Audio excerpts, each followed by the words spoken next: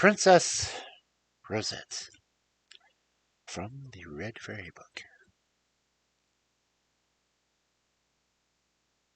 Once upon a time, there lived a king and a queen who had two beautiful sons and one little daughter, who was so pretty that no one who saw her could help loving her.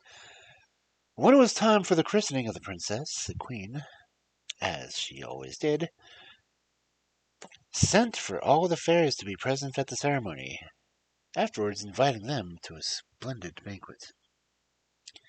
But I have to follow the rules. When it is over, and they are preparing to go away, the queen said to them, "Do not forget your usual good custom. Tell me what is going to happen to Rosette." For that was the name they were going to give the princess. Was her christening, after all.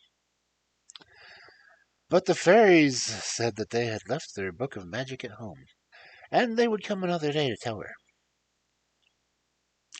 "Ah," said the queen, "I know very well what that means. You have nothing good to say. But at least I beg that you will not hide anything from me."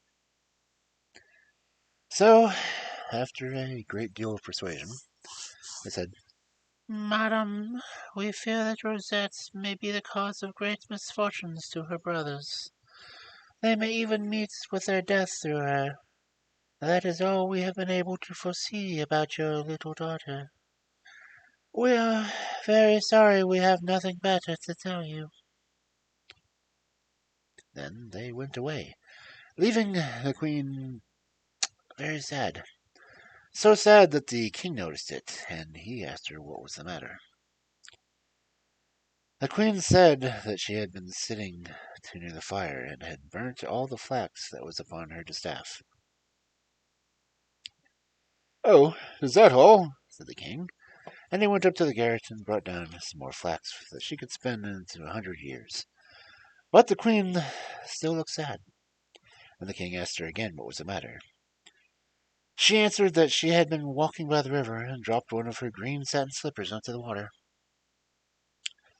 "Oh, if that's all," said the king, and he sent all the shoemakers in his kingdom, and they very soon made the queen 10,000 green satin slippers.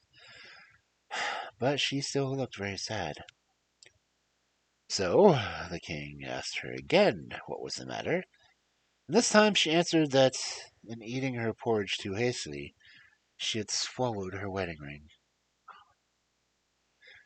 But it so happened that the king knew better, for he had the ring himself, and said, "If you are not telling me the truth, for I have your ring here in my purse."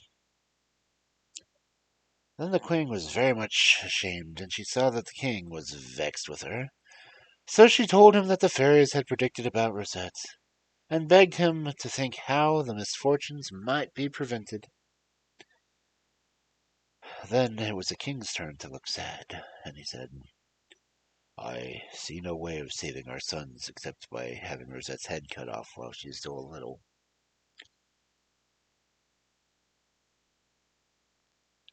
What the hell? But the queen cried that she would far rather have her own head cut off, and that he had better think of something else, for she would never consent to such a thing. So they thought and thought, but they could not tell what to do, until at last the queen heard in the great forest near the castle there was an old hermit who lived in a hollow tree, and that people came from far and near to consult him. So she said, "I had better go and ask for his advice. Perhaps he will know what to do to prevent our misfortunes with the fairies have foretold." So she set out very early the next morning, mounted upon a pretty little white mule, which was shod with solid gold, and two of her ladies rode behind her on beautiful horses. When they reached the forest, they dismounted, for the trees grew so thickly that the horses could not pass, and made their way on foot to the hollow tree. where the hermit lived. At first, when he saw them coming, he was vexed, for he was not fond of ladies. But when he recognized the queen, he said, "You are welcome, queen. What do you come to ask for me?" Then the queen told him all the fairies had foreseen for Rosette, and asked what she should do. And the hermit answered that she must shut the princess up in a tower, and never let her come out again. The queen thanked and rewarded him, and hastened back to the castle to tell the king. When he heard the news, he had a great tower built as quickly as possible. And when the princess was shut up, and the king and queen and her two brothers went to see her every day that she might not get dulled. The eldest brother was called the Great Prince, the second the Little Prince. And they loved their sister dearly, for she was the sweetest and prettiest princess who was ever seen. And the least little smile from her was worth more than 100 pieces of gold. When Rosette was 15 years old, the great prince went to the king and asked if it would not be time for her to be married. And the little prince put up the same question. Their majesties were amused at them for thinking of it, but did not make any reply. And soon both the king and queen were taken ill and died on the same day.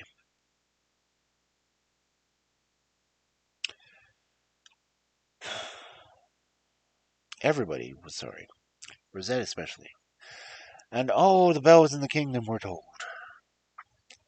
Then all the dukes and councillors put on the great prince upon a golden throne, and crowned him with a diamond crown, and they all cried, "Long live the king!"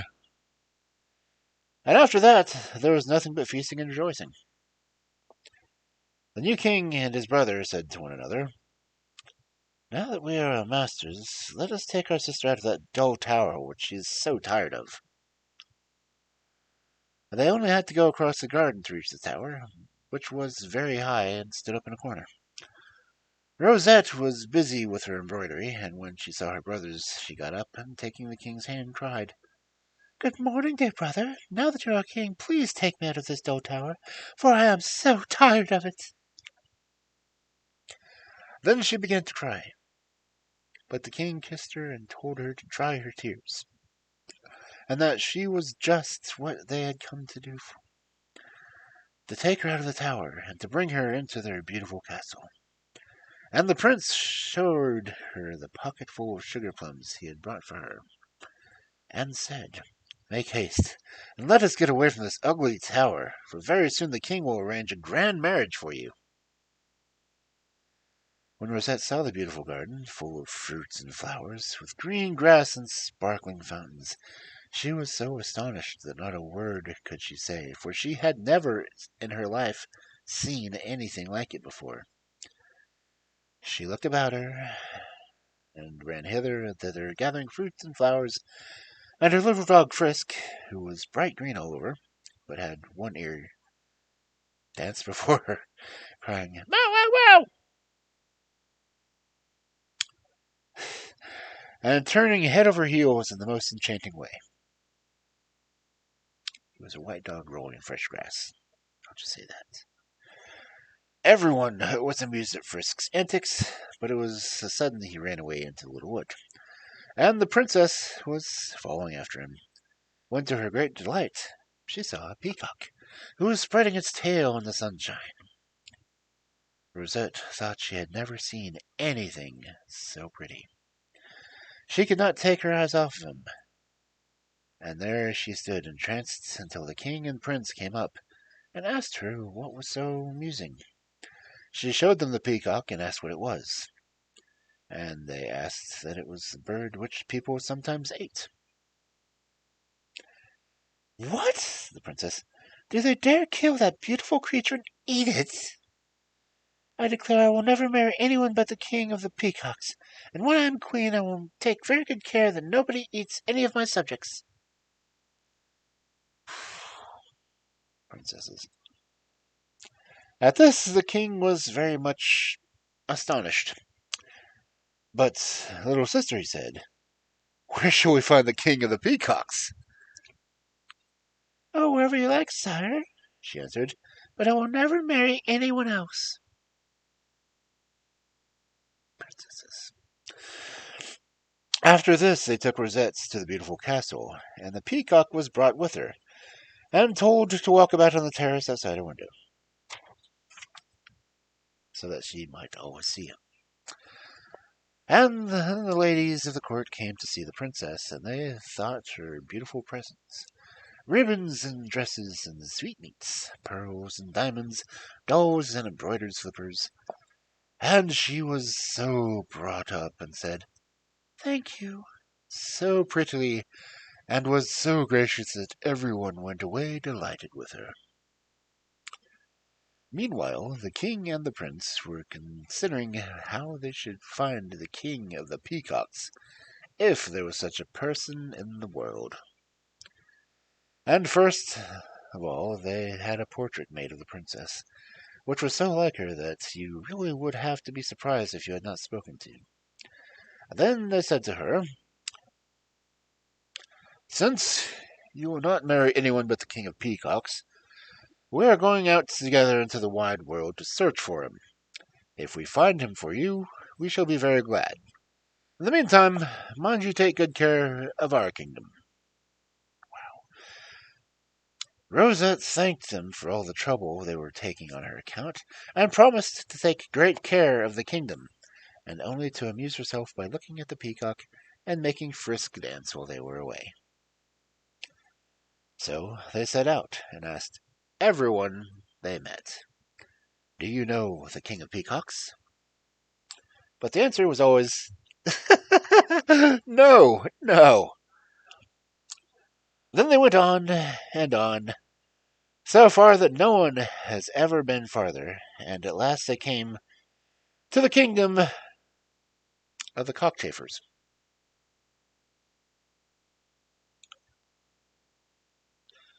They had never before seen such a number of cockchafers, and the buzzing was so loud that the king was afraid he would be deafened by it. He asked the most distinguished-looking cockchafer if they had if they met, if they knew who and where they could find the king of the peacocks. "Sat," said the cockchafer, "this kingdom is 30,000 leagues from this. You have come the longest way." "And how do you know that?" said the king. "Oh," said the cockchafer, "we all know you very well, since we spend 2 or 3 months in your garden every year."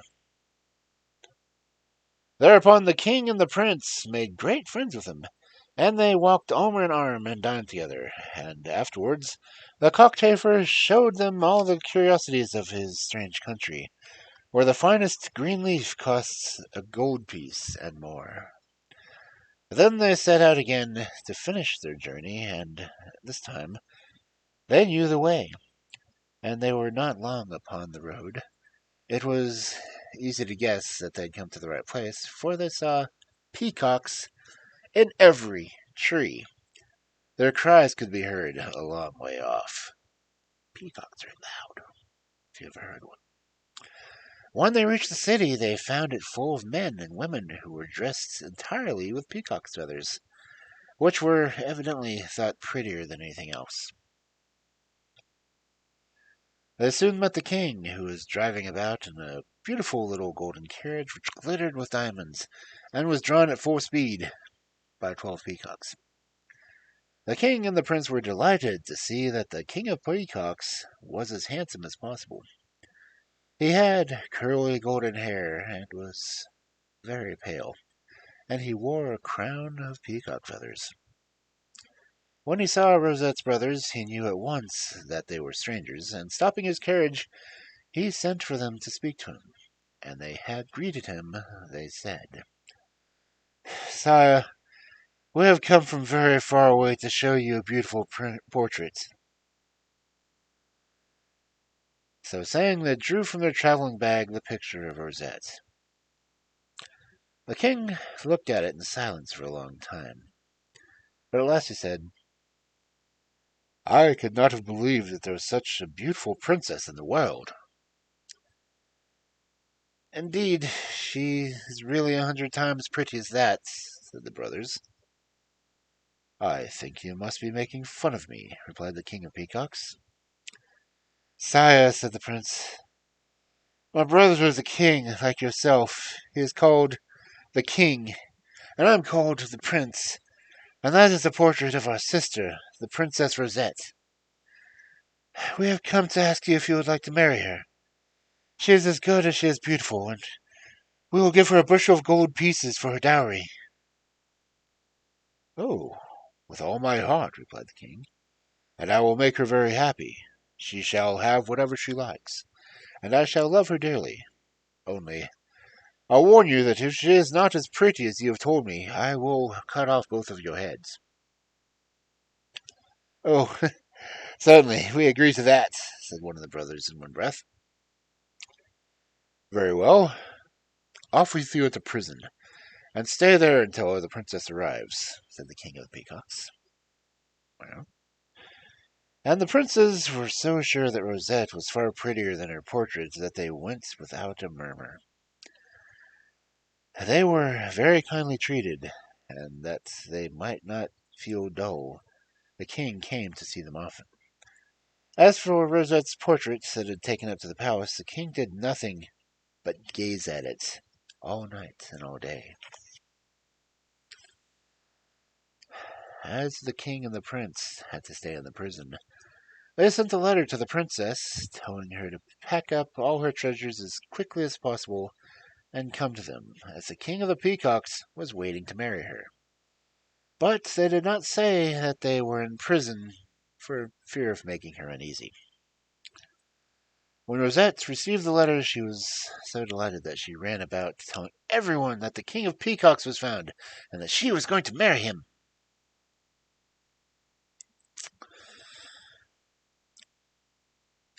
Guns were fired and fireworks lit off. Everyone had many cakes and sweetmeats as they wanted, and for 3 days everybody who came to see the princess was presented with a slice of bread and jam, a nightingale's egg, and some hippocras. Tasty. Thus, having entertained her friends, she distributed her dolls among them, and left her brother's kingdom to the care of the wisest old man in the city, telling them to take care of everything and not to spend all the money, but to save it all up until the king should return, and above all, not to forget to feed her peacock. Then she set out, only taking with her her nurse, and the nurse's daughter, and the little green dog Frisk.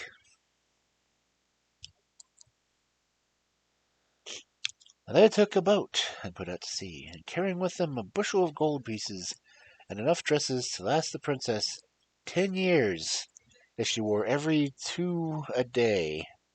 They did nothing but laugh and sing. The nurse asked the boatman, can you take us to the kingdom of the peacocks? But he answered, oh no, oh no. Then she said, you must take us, you must take us. And he answered, very soon, very soon. Then the nurse said, will you take us, will you take us? And the boatman answered, yes, yes. Then she whispered in his ear, do you want to make your fortune? And he said, certainly I do. I can tell you how to get a bag of gold, she said. I ask for nothing better, said the boatman. Well, said the nurse, tonight when the princess is asleep, you must help me throw her into the sea, and when she's drowned I will put her beautiful clothes upon my daughter, and we will take her to the king of the peacocks, who will be only too glad to marry her, and as a reward you shall have your boat full of diamonds. The boatman was very much surprised at this proposal, and said, but what a pity to drown such a pretty princess. However, at last the nursemaid persuaded him to help her, and when the night came, and the princess was fast asleep, as usual, with Frisk curled up on his own cushion at the foot of her bed, the wicked nurse fetched the boatman and her daughter, and between them they picked up the princess, feather bed, mattress, pillows, blankets and all, and threw her into the sea, without even waking her. Now, luckily, the princess's bed was entirely stuffed with phoenix feathers, which are rare, and have the property of always floating upon water. Go figure. So Rosette went on swimming about as if she had been on a boat. After a little while, she began feeling very cold, and turning around so often that she woke Frisk, who started up, and having a very good nose, smelt the soles and herrings so close to him that he began to bark. He barked so long and loud that he woke all the other fish, who came swimming up around the princess's bed and poking at it with their great heads. As for her, she said to herself, "Oh, how our boat does rock upon the water! I'm really glad that I'm not often as uncomfortable as I have been tonight."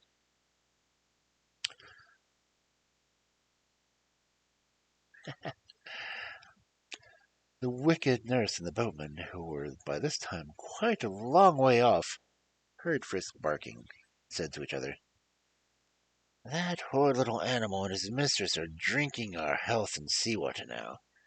Let us make haste to land, for we must be quite near the city of the King of the Peacocks." The king had sent 100 carriages down to meet them, drawn by every strange kind of animal. There were lions, bears, wolves, stags, horses, buffaloes, eagles, and peacocks. The carriage intended for the Princess Rosette had 6 blue monkeys, who could turn somersaults and dance on a tightrope, and do many other charming tricks. Their harness was all crimson rope, and with gold buckles. And behind the carriage walked 60 beautiful ladies, chosen by the king to wait upon Rosette and amuse her. The nurse had taken all the pains imaginable to deck out her daughter. She put on Rosette's prettiest frock, covered her with diamonds from head to foot. But she was so ugly that nothing could make her look nice, and what was worse, she was always sulky and ill-tempered and did nothing but grumble all the time. Teenager. When she stepped from the boat, the escort of men sent by the king and peacocks caught sight of her. They were so surprised that they could not say a single word. "Now then, look alive," cried the false princess. "If you don't bring me something to eat, I shall have all your heads cut off." Then they whispered one to another, "There's a pretty state of things. She is as wicked as she is ugly. What a bride for our poor king. She certainly was not worth bringing up from the other world to this end." But she went on ordering them all about, and for no fault at all would give slaps and pinches to everyone she could reach. As the procession went so long, it advanced quite slowly, and the nurse's daughter sat up in her carriage trying to look like a queen. But the peacocks, who were sitting upon every tree waiting to salute her, and who made up all their minds to cry, "Long live our beautiful queen!" when they caught sight of the false bride, could not help crying instead, "Oh, how ugly she is!"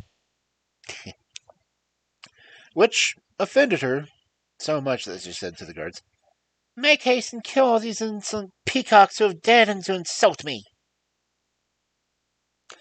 But the peacocks only flew away, laughing at her. The rogue of a boatman, who noticed all this, said softly to the nurse, This is a bad business for us. Gossip. Your daughter ought to have been prettier. But she answered, Be quiet, stupid, or you'll spoil everything. Now they told the king that the princess was approaching. Well, he said, did her brothers tell me truly? Is she prettier than her portrait? Sire, they answered, if she was pretty, that would be all very well and good. That's true, said the king. I, for one, shall be quite satisfied if she is. Let us go and meet her. For they knew by the uproar that she had arrived, but they could not tell all what the shouting was about. The king thought he could hear the words, How ugly she is! How ugly she is! And he fancied that he must refer to some dwarf the princess was bringing with her. It never occurred to him that they could apply to the bride herself.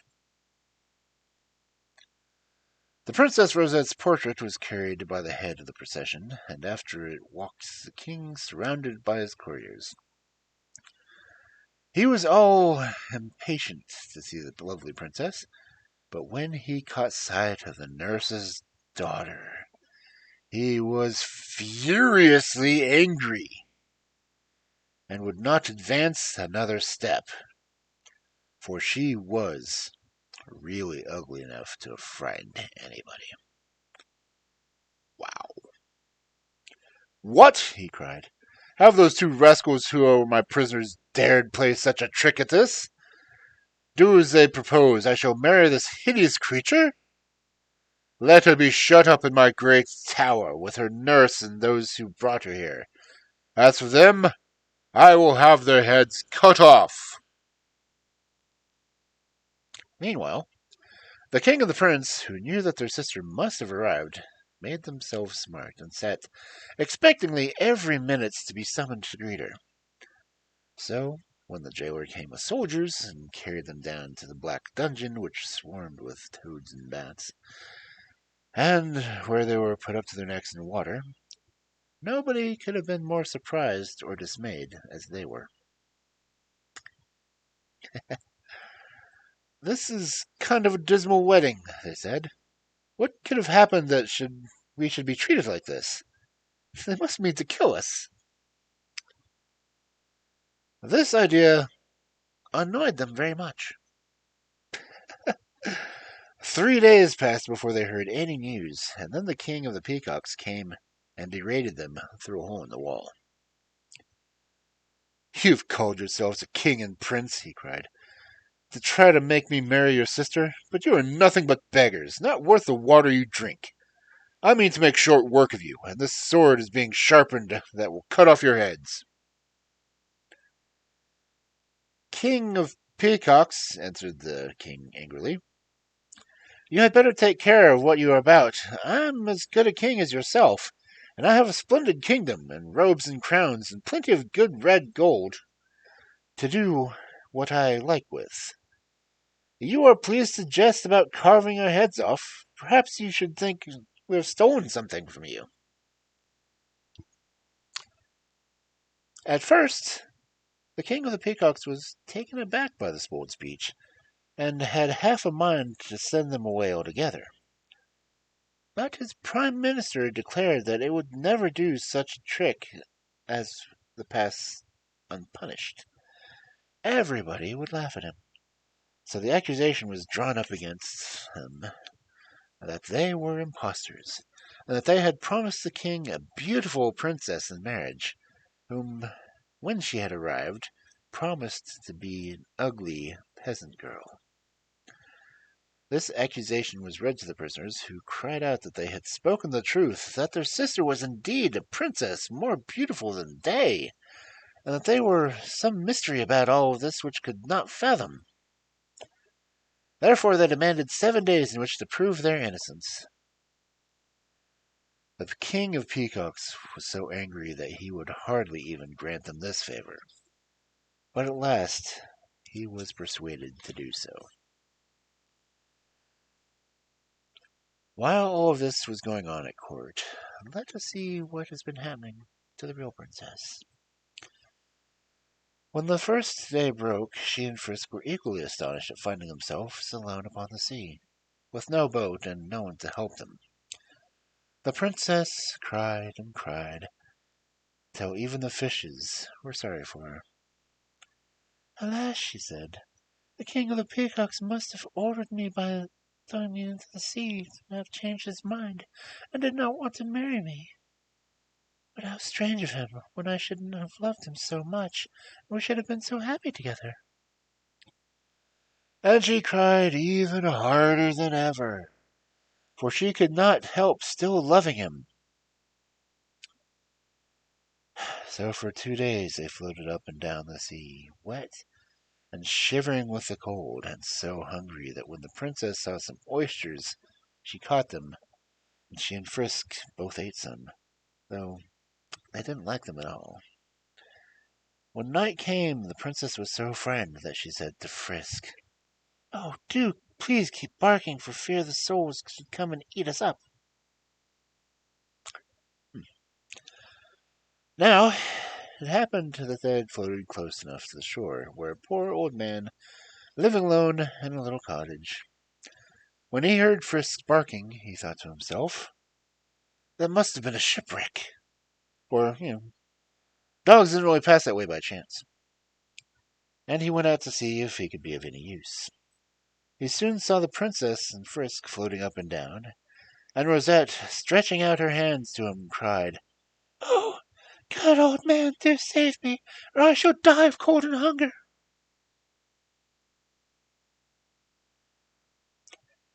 When he heard her cry out so piteously, he was very sorry for her, and ran back into his house to fetch a long boat hook. Then he waded into the water up to his chin, and after nearly drowning once or twice, he at last succeeded in getting a hold of the princess's bed and dragging it to shore. Rosette and Frisk were joyful enough to find themselves once more on dry land, and the princess thanked the old man heartily. Then, wrapping herself up in her blankets, she daintily picked her way up to the cottage in her bare little feet. There the old man lighted a fire of straw, and then drew from an old box his wife's dress and shoes, which the princess put on, and, thus roughly clad, looked as charming as possible, and Frisk danced his very best to amuse her. The old man saw that Rosette must be some great lady, for her bed coverings were all of satin and gold. He begged that she would tell him her history, and she might safely trust him. The princess told him everything, weeping bitterly again at the thought that the king's orders that she should be thrown overboard. "And now, my daughter, what is to be done?" said the old man. "You are a great princess, accustomed to fare daintily, and I have nothing to offer you but black bread and radishes, which will not suit you at all. Shall I go and tell the King of Peacocks that you are here? If he sees you, he will certainly wish to marry you." "Oh, no," cried Rosette. "He must be wicked, since he tried to drown me. Don't let us tell him, but if you have a little basket to give it to me." The old man gave her a basket, and tying it around Frisk's neck, she said to him, "Go and find the best cooking pot in the town and bring its contents to me." And away went Frisk. And as there is no better dinner cooking in all the town than the king's, he adroitly took the cover off the pot and brought it all contained to the princess. "Now go back to the pantry and bring the best of everything you find there." So Frisk went back and filled his baskets with white bread and red wine, and every kind of sweetmeat, until it was almost too heavy for him to carry. When the King of Peacocks wanted his dinner, there was nothing in the pot and nothing in the pantry. All the courtiers looked around one another in dismay, and the king was terribly cross. Oh, well, said he, if there is no dinner, I cannot dine, but take care that plenty of things are roasted for supper. When the evening came, the princess said to Frisk, Go into town and find the best kitchen and bring me all the nicest morsels that are being roasted upon the spit. Frisk did as he was told, and as he knew no better kitchen than the king's, he went in softly, and when the cook's back was turned, took everything that was on the spit. As it happened, it was all done to a turn, and looked so good that it made him hungry just to see it. He carried his basket to the princess, who at once sent him back to the pantry to bring all the tarts and sugar plums that had been prepared for the king's supper. The king, as he had no dinner, was very hungry and wanted his supper early. But when he asked for it, lo and behold, it was all gone. And he had to go to bed half starved and in a terrible temper.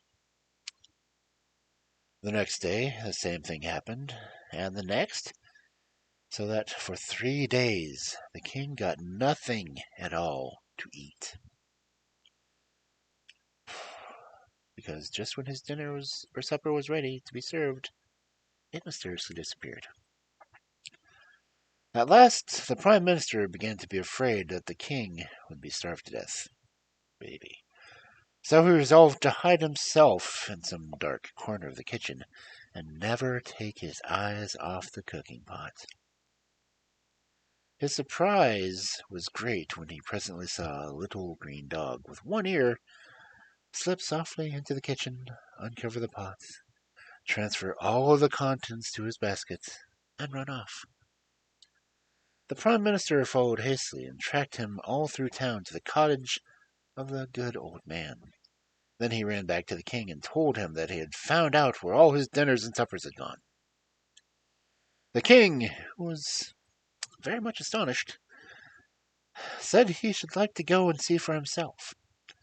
So he set off, accompanied by the prime minister and the guard of the archers, and arrived just in time to find the old man and the princess finishing his dinner. The king ordered that they should be seized and bound with ropes, and Frisk also. And the little dog, too. When they were brought back to the palace, some old king was told that, who said, Today is the last day of the respite granted to those impostors. They shall have their heads cut off at the same time as the stealers of my dinner. Then the old man went down on his knees before the king and begged for time to tell him everything. While he spoke, the king, for the first time, looked attentively at the princess, because he was sorry to see how she cried, and when he heard the old man saying that her name was Rosette, and that she had been treacherously thrown into the sea, he turned head over heels 3 times without stopping.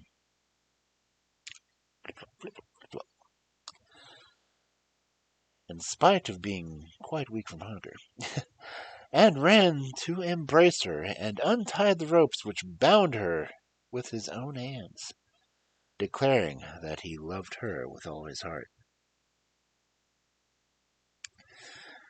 Messengers were sent to bring the princes out of prison, and they came very sadly, believing that they were to be executed at once. The nurse and her daughter and the boatman were also brought. As soon as they came in, Rosette ran to embrace her brothers. All the traitors threw themselves down before her and begged for mercy. The king and the princess were so happy that they freely forgave them. And as for the good old man, he was splendidly rewarded, and spent the rest of his days in the palace. The king of peacocks made ample amends to the king and prince for the way in which they had been treated, and did everything in his power to show how sorry he was. The nurse restored to Rosette all her dresses and jewels, and the bushel of gold pieces. The wedding was held at once, and they all lived happily ever after, even to Frisk, who enjoyed the greatest luxury and never had anything worse than a wing of partridge for dinner all the rest of his life. Spoiled little dog.